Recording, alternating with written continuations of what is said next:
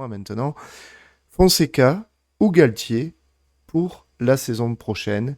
Quelle serait votre préférence? Ou peut-être une autre idée à proposer. Euh, Thomas, vers quel entraîneur va ton cœur, va ton envie? Alors, Vers qui tu te laisserais porter? moi, très honnêtement, si j'avais vraiment un choix à faire, j'irais sur aucun des deux. Ah, Euh, alors, je vous dirai après sur qui j'irai, mais c'est difficilement possible. Par contre, si je dois choisir, je prends Fonseca, ouais. quand même. Je prends Fonseca parce que j'aime bien ce qu'il fait avec Lille. J'aime vraiment bien ce qu'il fait avec Lille. Il a une vraie vision, je trouve, du football qui est assez intéressante. Les matchs de Lille sont jamais inintéressants. Il se passe toujours des choses. J'en regarde de temps en temps, hein, parce que Lille est une équipe, voilà, ça joue. Il y a des vrais bons joueurs, Zegrova, Jonathan David, etc. Ça joue au football, hein, c'est offensif, c'est voilà, c'est intéressant. J'aimerais bien voir, et puis je trouve qu'il a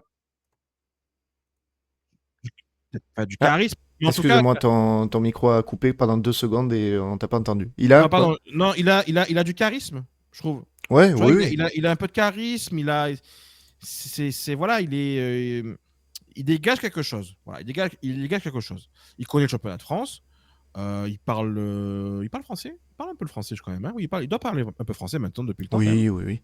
Donc voilà. Après, si je dois donner des infos par rapport à ça, Alors, c'est juste. on peut rebondir sur les dernières infos qu'il y a eu, du coup, avec Oui, si tu veux, bien sûr. les fameux démentis, parce que, alors j'ai vu passer au départ que c'était le Phocéen, je crois, qui disait que Galtier et Fonseca étaient dans une shortlist, et ensuite C'est l'équipe. C'est l'équipe. il y avait l'équipe, pardon, et il y avait Santi Aouna de Foot Mercato qui a dit que Christophe Galtier n'est pas dans la shortlist de l'OM pour le poste d'entraîneur. Alors toi, tu as retweeté avec un énorme lol. Qu'est-ce que tu as à dire sur cette info du coup? Bah, faut être complètement déconnecté du dossier pour dire que Galtier ne fait pas partie de la shortlist. Avec tout le respect que j'ai pour ce journaliste, voilà, mais il dit n'importe quoi. Enfin, sur ce coup-là, il faut vraiment ne pas être informé ou alors être téléguidé. Voilà, c'est un des deux. Mais dire que Galtier ne fait pas partie de la shortlist des entraîneurs olympiques de Marseille pour la saison prochaine, c'est n'importe quoi. Évidemment que oui, évidemment qu'il fait partie de la shortlist. Alors après, est-ce qu'il est tout en haut? Non. Est-ce qu'il est tout en bas? Non plus. Il fait partie de ces noms qui sont cités. Il y a quelque chose qui va être très simple par rapport à Galtier. Galtier est encore sous contrat la saison prochaine, hein. Ouais. Il y a ça à prendre en compte. Il a encore un an de contrat avec son club du Qatar. Donc, il faudra trouver une solution. De ce que je comprends aussi, c'est que, bon, c'est pour rentrer un peu dans des détails un peu, voilà, le Qatar l'a quand même vachement aidé, on va dire, après son départ de Paris, notamment au niveau de son procès. Donc il est un peu redevable en quelque sorte, quoi. Voilà, il est un petit peu redevable. Voilà, D'accord. on va dire ça comme ça. Bon, après, lui, il vient tous les jours.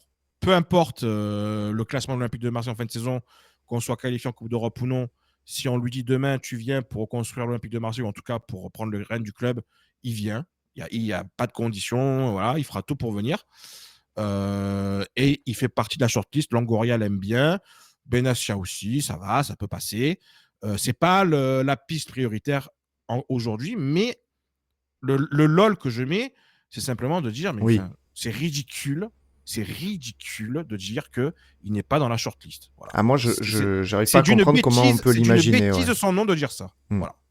Sans avoir d'informations, même, en fait, ça m'a semblé tellement ahurissant de dire, mais comment on ne peut pas l'envisager du côté de l'OM, quoi. C'est impossible Voilà. pour moi. Après, il a eu ses histoires, etc. Il a été Ouais. jugé. Enfin, il a été jugé. Ça a été jugé. Il a été blanchi par rapport à tout ça. Bon, certains supporters n'en veulent toujours pas parce qu'il y a le côté de trahison avec Paris, etc. Ok, je peux comprendre. Voilà. Maintenant, c'est que moi, mon choix se porterait sur Fonseca. Maintenant, comme je l'ai dit tout à l'heure, moi, Tu penses à quelqu'un d'autre. Alors, je pense c'est que Django qui nous dit, il pense à RVN. C'est qui RVN? Ravanelli? Ruud van Nistelrooy, Ah, j'y ai pensé aussi. Hmm. Ruud van Nistelrooy, mais non, non, non, je pense pas à lui. En fait, moi, je pense à deux entraîneurs. Ouais. Je pense à Sergio Conceição. D'accord. Je l'ai vu passer dans le chat. À Porto, parce que Porto, cette saison, est un peu plus dans le dur. Je me demande si lui, il n'arrive pas un peu en fin de cycle là-bas. Ouais. Son agence, c'est Jorge Mendes. C'est Jorge Mendes, je pense. La porte a été ouverte avec l'OM, avec Gattuso. Bon, donc elle peut très bien se rouvrir en proposant Sergio Conceição. C'est pas impossible. Le deuxième entraîneur que j'aimerais, mais je sais que là, c'est quasiment impossible. Pas parce que le nom en soi est énorme, c'est juste que lui, il a une préférence. C'est Will Steele. Moi, je t'avoue que Will Steele, ouais, j'adore. C'est pour moi le coach mais il voudra pas. Qui coche toutes les cases. Il voudra pas parce qu'il a même dit que, par exemple, tellement il veut retourner en Angleterre que même un club de Championship l'intéresserait. Oui. Donc, c'est te dire à quel point je pense que lui, il veut même pas entendre parler de rester en France. Mais si il y a un scénario dans lequel on peut l'avoir pour 2 ans, mais j'y vais matin, midi et soir. Voilà. Ouais, non, mais c'est un peu comme moi quand je disais avec Mota, je l'ai vu passer dans le chat d'ailleurs, voilà, c'est Skylab qui nous disait Mota serait top. Quand l'autre fois je disais pour moi Mota il coche toutes les cases de ce que l'on pourrait rechercher dans un entraîneur à l'OM, mais effectivement très très compliqué. J'ai vu passer aussi, c'est Andrés Inesta qui nous dit je souhaiterais faire venir Habib Beye avant qu'il n'explose ailleurs. Intensité, rigueur, travail, aura, ex-olympique de Marseille. Pour moi, il coche tout et on doit le saisir avant qu'il devienne irrécupérable. J'en ai parlé, il fait partie de la liste.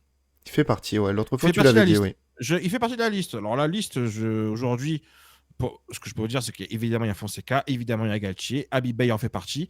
Il y a d'autres noms. Alors, c'est vrai que j'ai pas trop encore, on va dire, travaillé le sujet, mais ça viendra parce que la fin de saison arrive et que de toute manière, il va falloir en parler. Mais en tout cas, Habib Beye fait partie de cette liste. Je pense par contre quand même que la marche est peut-être un peu haute encore. Je pense qu'il peut faire encore une étape intermédiaire entre le Red Star et l'OM. C'est ce que j'ai toujours dit, oui. Moi, je pense qu'il lui manque encore une petite marche entre les deux. Passer du Red Star à l'OM, ça me paraît peut-être un peu compliqué. Je pense qu'il faut une validation encore sur son CV, une ligne au moins à l'étage supérieur, ou peut-être une première expérience en Ligue 1 avant de passer à l'OM pour moi. Mais après, ce sont des noms. Tu vois, Fonseca, par exemple, tu peux en entendre parler que si tu fais top 4. Oui, c'est ça.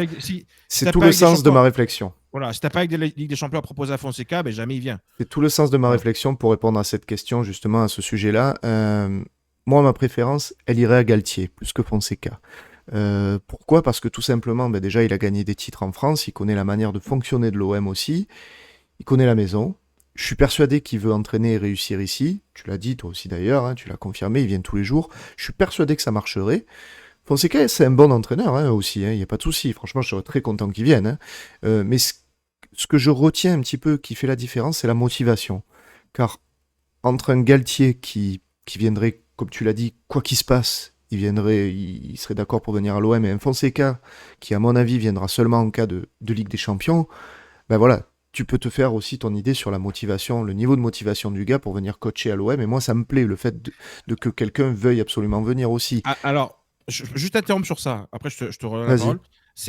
Les deux ne sont pas non plus au même stade de leur carrière d'entraîneur. Non, clairement. Mais voilà. C'est ce que je voulais dire ensuite. Fonseca, ce qu'il faut voir, c'est que Fonseca, il est sur une pente ascendante.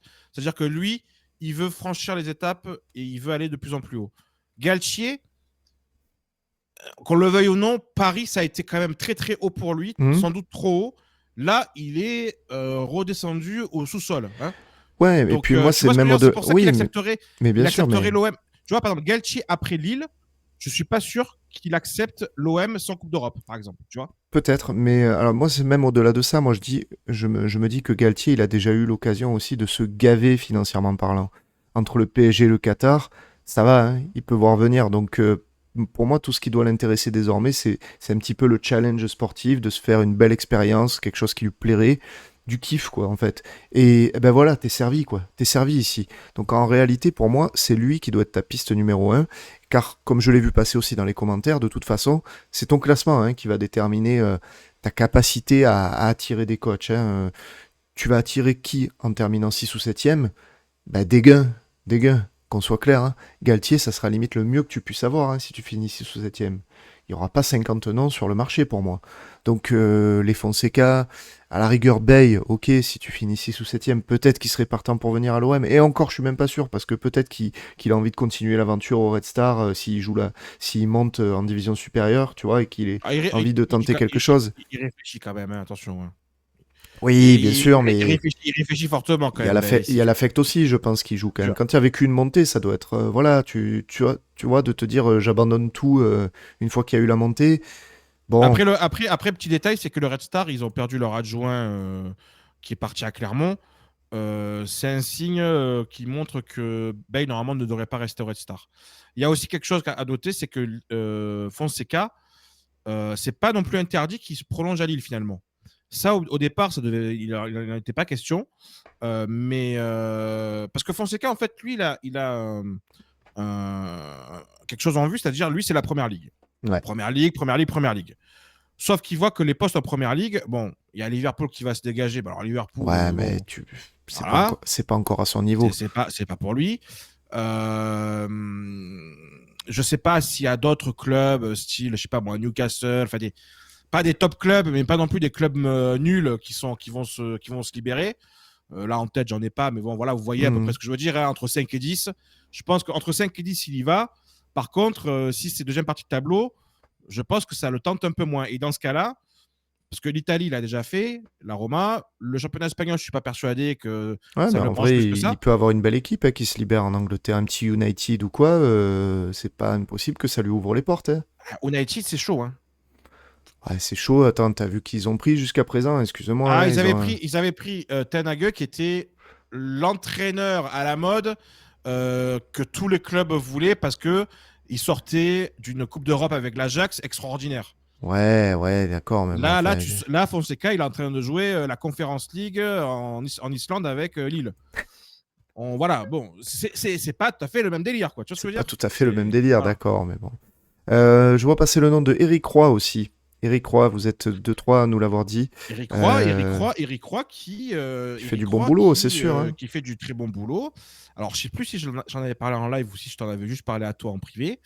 Je me rappelle plus, mais Eric Roy, alors, c'est pas qu'il fait partie de la, qu'il fait partie de la liste, mais disons que les dirigeants de l'OM l'aiment beaucoup. Voilà. Moi, je le trouve un petit peu... comment dire, un petit peu mouligasse pour l'OM. Je Ah me ouais? dis, ouais, bah, quand tu le vois dans les interviews et tout, tu as envie de le secouer quand même. Hein. Tu te dis, bon, est-ce que l'OM, ça va pas être un peu trop excité pour lui? Bon, je me pose la question. Après, il fait de l'excellent travail à Brest et je suis entièrement d'accord avec ça.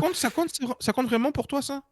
Ce côté un peu le caractère de l'entraîneur? En fait, c'est pour lui que je dis ça.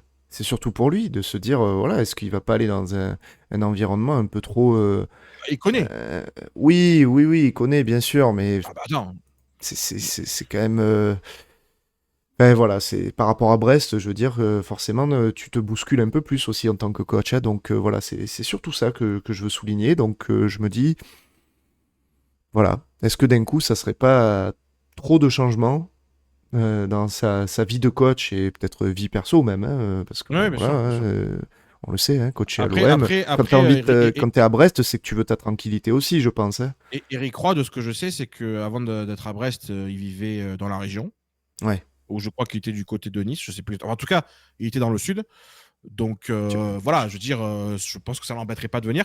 Pour répondre à Bruno, qui nous demande la question qui va choisir le prochain entraîneur, Ah, Benatia ou Longoria, euh, alors, ça sera pas une, on va dire, ça- c'est encore flou, enfin, c'est encore compliqué de répondre à cette question-là parce qu'on ne sait pas véritablement comment l'Olympique de Marseille va fonctionner au niveau de dirigeant la saison prochaine. Ce qui est quasiment sûr, c'est que Benassia sera encore là. Et ce qui est sûr et certain, c'est que Benassia travaille déjà sur le dossier de l'entraîneur. Voilà.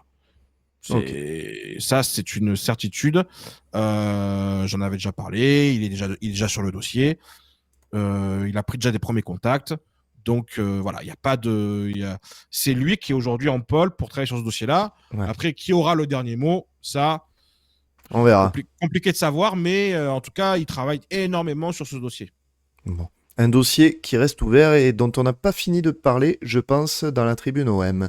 Le dossier de l'entraîneur. On va passer